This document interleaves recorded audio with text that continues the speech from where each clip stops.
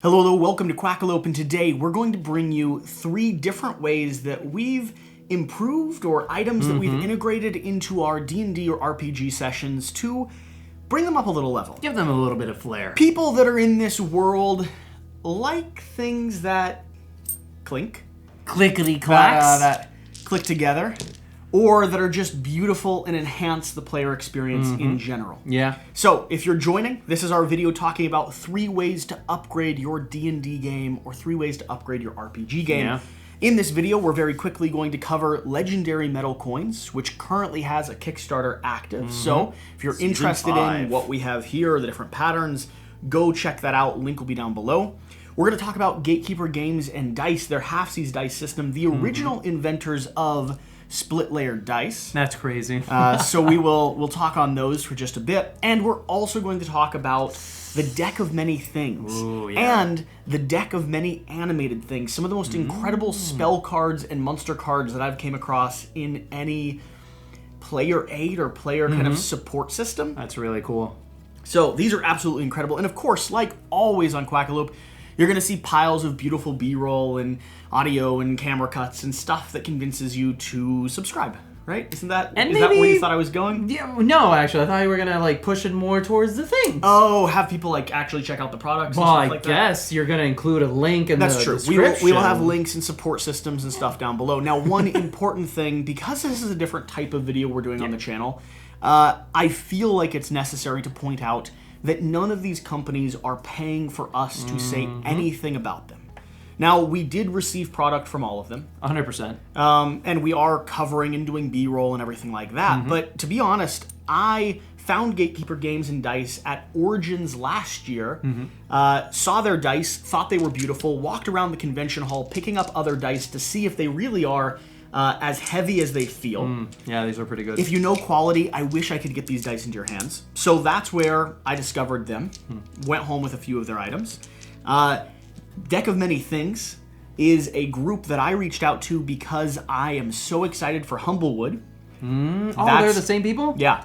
Oh, that's so cool. So I reached out to them freaking out because as a RPG player and a Mossflower and Redwall lover, I wanted Humblewood to play, to demo, to put here on the channel, which we're going to be having coming as soon as possible. RPG games are hard to cover. They are very hard. It's like my other love, but hard to cover.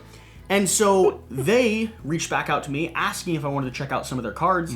I said sure, not really knowing what I was getting into. Turns out they're absolutely beautiful, but I didn't know that before they reached back out. Oh, this is a wonderful surprise then. Oh, it's awesome.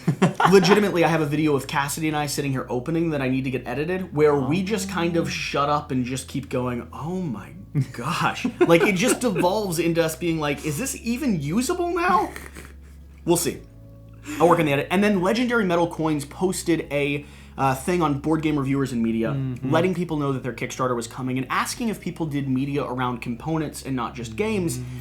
And if it was just their coins specifically, I probably wouldn't have done it. Yeah. Because we don't do individual component videos. It's not something that we've done here on the channel before. Even something like this isn't something we've done here on the channel before.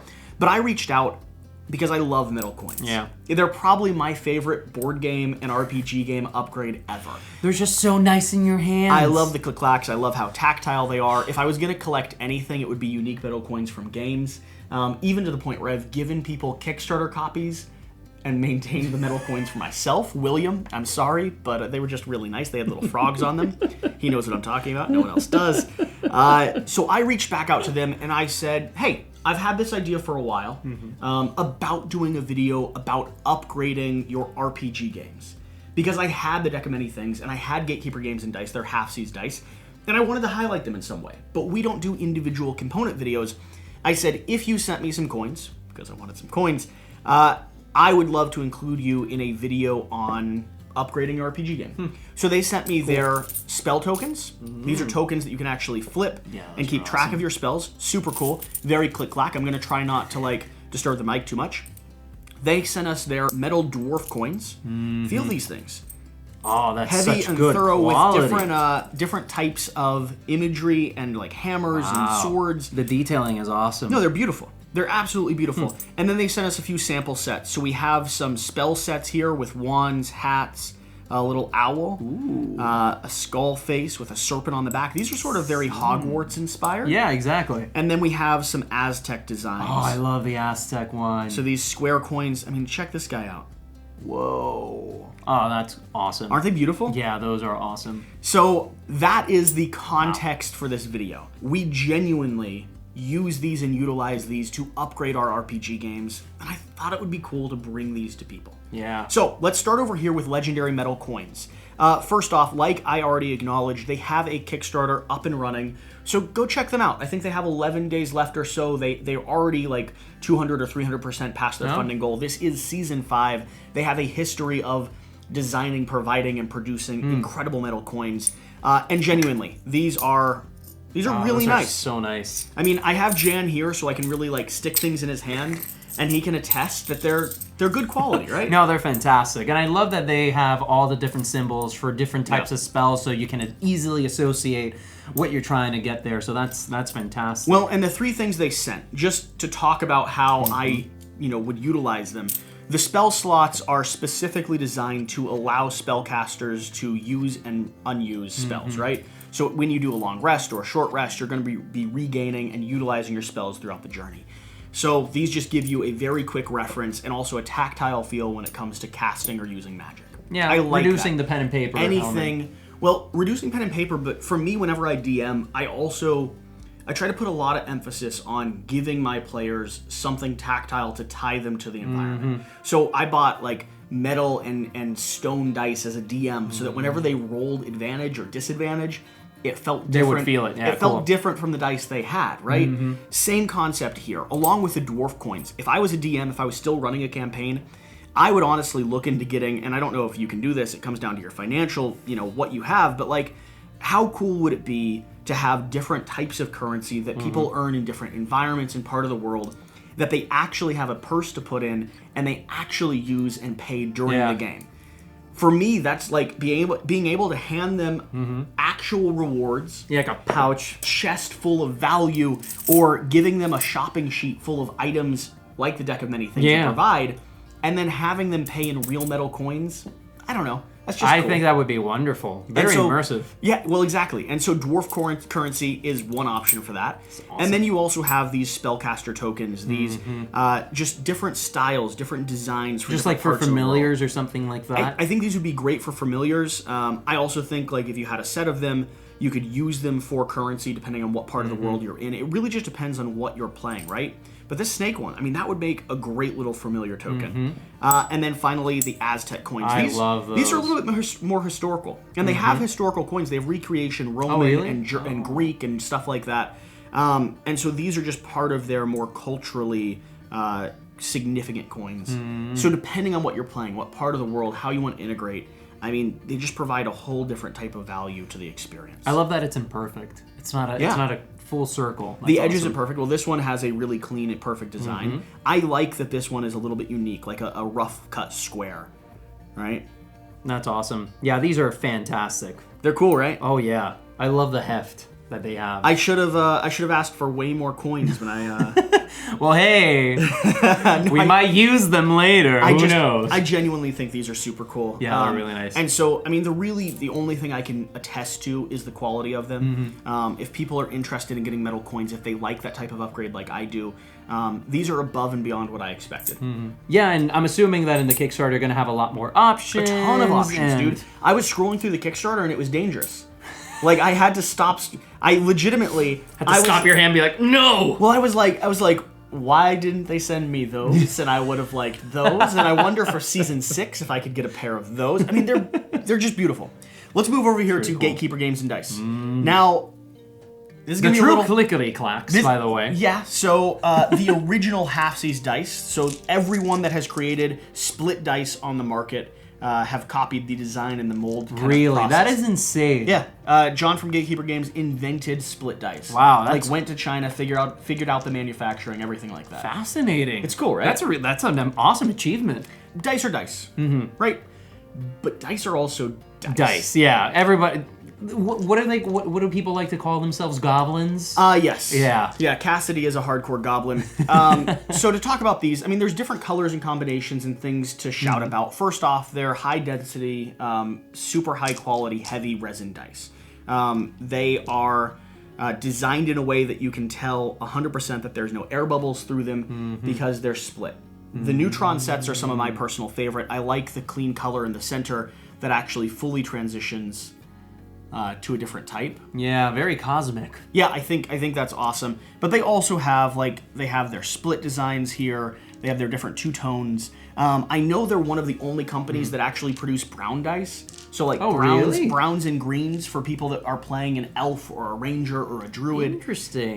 So there's some color variation there that stands out. I personally, though, if you're going to go to their webpage, I love the design and look and style of the neutron sets.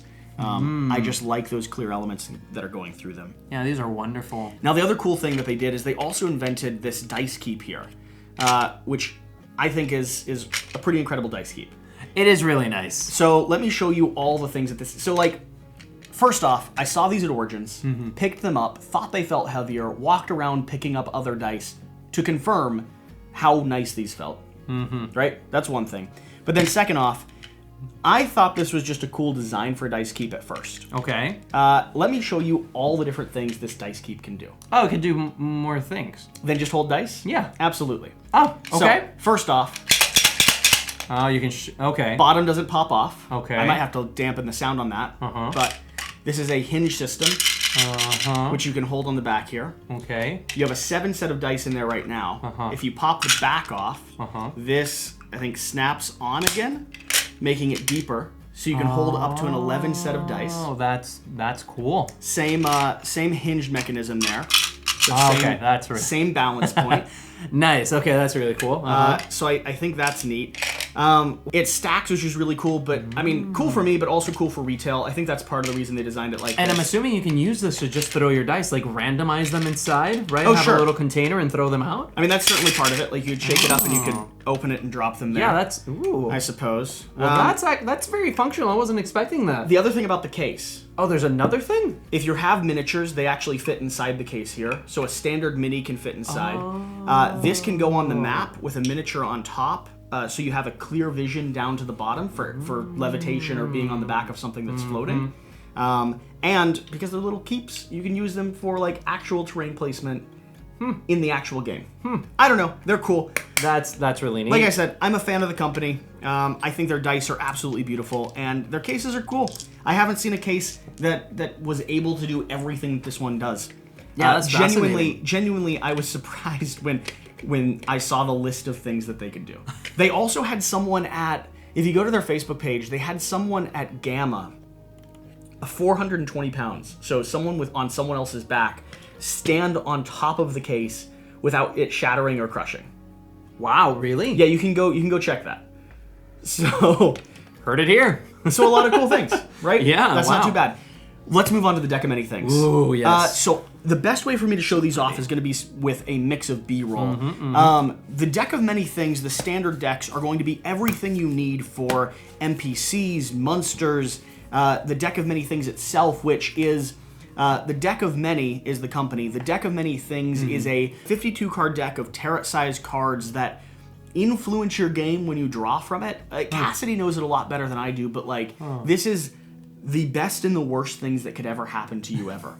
And it's for 5e? It is for 5e. Okay. Yep. We have various monsters. Oh, that's so And then we have the animated spells. Oh, this is amazing. This is the thing that shocked us, right? Because these are going to be standard cards. Beautiful artwork. They're going to have all the stats, all the components you need on the back of them. So easy reference. They really immerse you in the game. That's the biggest thing for me, is immersing yourself in the game. Having dice that match the character you're playing. Having coins that match the environment or give you a tactile feel.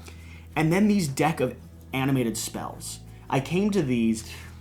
It's that holographic paper, the paper that changes as you move it. These are the most animated versions of that I have ever seen. My God, these are crazy. No, legitimately, they're mind-blowing. Wow. Because I remember being back in high school and seeing things, seeing folders that had this type of action. I've never seen one with, I mean, they have to have a dozen frames or more on them. Yeah. Because they fully transform from a simple scene to like a glowing aurora. I mean, there's some of them where this one has like 16 arrows flying by. This one here is a hand tangled up in a net. That's kind crazy. of reaching and grasping for you. Lightning bolts of light sweeping into the ceiling. Oh my god. I mean, they really are. I mean, look, Grasshopper, fully jumping. Aren't they cool? Yeah, it's like Look, an actual cartoon. Look, secret lettering. I love this one too. That just looks amazing. That lightning bolt there. Oh my god. A full flame, a phoenix coming out of the ground. Wow. Look at that. A heart. Wow, really? Yeah. Just heartbeats, spirals, explosions. Oh, that's so Look neat. at this. Look at that. Wow. So this is what happened when Cassidy and I started opening these. A brain like exploding with, I mean, all right. So again, I'm going to be showing you B-roll of these. You're seeing them yourself. They are mind-blowing in fascinating. person. They're high quality. You know this sound. No, don't do it. Well, I already did it. But you know that sound. You know what type of texture that is. It is. Talk to them about like the quality of this paper. No, this is basically plastic. Yes. It's smooth. It's very nice. Despite this, like it's smooth on the front. Right? Yeah. And it has very clear text in the back. No, it's great. Gives all the description that it needs. Yeah, incredible references. Awesome. Again, I've never done a video like this. I don't know how I just talk about things that I think are super cool and like good for the space. I mean, genuinely, these are upgrades, so they're superfluous. Like you don't have to have all of them. No, of course not. But these are things that I am. When I first got into D&D, got into RPGs, got into DMing, I love being a DM. So stuff like this makes me excited for the players I get to hand it to. And I remember I went out and bought every single card from standard D&D. When they started doing those aid cards for the players, Okay. I bought one for every player and every character type we had. Whoa. It was expensive, but I wanted that for my players to learn and reference and have on hand when they got new spells and abilities. And these are like an upgrade on that. Yeah, they're amazing. And so I know this video has just been me talking about things that I'm excited about and talking about things that I find cool, but like that's sort of what it is. It's meant to share with you things that I'm genuinely like. I cannot wait to start a RPG game with this type of like experience and knowledge and toys. I know I'm excited to try and get into an RPG where you're a DM You're just not- because you have all these things. Yeah, to bring sorry. up. I've been talking this whole time because I'm the RPG player of this group. Like, these things make me excited. I really had you for here sure. to confirm about the clicky clacks. Jan, I'll just give you a moment. What have you learned from this? Well, I think it's so. I'm not necessarily a big RPG guy, but I think it's fascinating all the different elements and tools that you have at your disposal to make an evening like that much more immersive. Yeah. And definitely adding all these pieces and just that idea of handing someone a leather pouch. Cool, right? And coins being in there, and then maybe you traveling to another sector of the world and have a different type of currency. I'm sorry. And have everything mixed in. I'm We sorry, don't accept sir. this. You have dwarven money here. We don't like dwarves. No, I give you 50% on the value of your coin. I'll give you 25 instead. You see what I'm saying, though? Like, that pulls you into it. That's really cool. It would be the type of thing that would get me that much more interested in jumping into a campaign or playing a one-shot. I'm going to run a game for you. Because I like it. I love DMing. I love running and telling a story and facilitating a good time. And the puzzle of figuring out the storytelling elements, for me, is just great. And so, like, you're going to sit down and play with me because you're going to have a good time. You are. I don't doubt it. I don't doubt it. And I'm going to have another thing that I do as a DM is, like, I don't care what people are bringing to the table. So, like, some of these I think characters should pick up. Like, having your own dice. Cassidy has probably a couple hundred dice easily. Goblins usually do. Buying your own spell cards if you specifically want to, like, upgrade your personal deck. But something that I, as a DM, see as the responsibility of the Dungeon Master to some degree is facilitating the fun and providing for players that maybe don't have the resources or don't have access. Because here's the thing, if I have 15, 20 sets of dice, and if people are new, like, people that get into it want their own sets, because you have to treat them right. Yeah, people love dice. But if I have the coins, if I have the cards, if I have the dice that facilitate other people to play, whenever I run a D&D campaign, I never expect anyone's bringing anything but themselves and their imagination. And like, that's all I want to require. Because I want the entry fee to be as low and the engagement to be as fun as possible. You're trying to create a space. Yeah, 100%. Something and it's what new. I love. It's the thing I love about it. And so these are like components that go into that. I think we're done harping on these things. I mean, I've had a chance to show them off. It's really what I wanted to do. Here's the thing. I would love to hear from you about the other ways that you upgrade your D&D or RPG games, because I would love to do another video talking about 3 or 5 or specific tips and tricks. This is a first attempt at something like this. We've never done it. I don't know how it'll be received. But I would love to hear from you about things that you innovate, whether they cost money, whether they're free to do, whether they just take a little bit of time, so that we can brainstorm together about content that we can bring to the channel, ways we can let new DMs like me, like I was 3 or 4 years ago, give us some insight in ways to improve the experience across the board. I think that'd be really cool. Because my hope is to make stuff a little bit more accessible and easier to find than it was for me when I was getting into it. And not that it was hard, but like I spent a lot of time digging, and I didn't quite know what to get or what to buy or what to look into. Yeah, creating a resource for everybody can just like immediately find what they're looking for. Yeah, that'd be fantastic. So I'd love to hear from you all. The ways that you improve your games and the companies that you work with, because I will screenshot the heck out of your comment and send. Here's the thing. I mean, I was thinking about doing custom miniatures, reaching out to people who do custom spell books or like player aids or stories, right? Like Hero Forge, right? Some of the RPG stuff. Or reaching out to people that do custom terrain, whether it's the wooden terrain or fully built terrain. Those are things I'd love to highlight. I just have never really done them before. They've never been, I bought board games back in the day to pull miniatures out of to play on the table with. So it's not something that I honestly know as well as maybe a lot of our audience does. So I'd love to hear the ideas. That'd be really cool. That's the pitch. All right, that's a thing. We've done a video.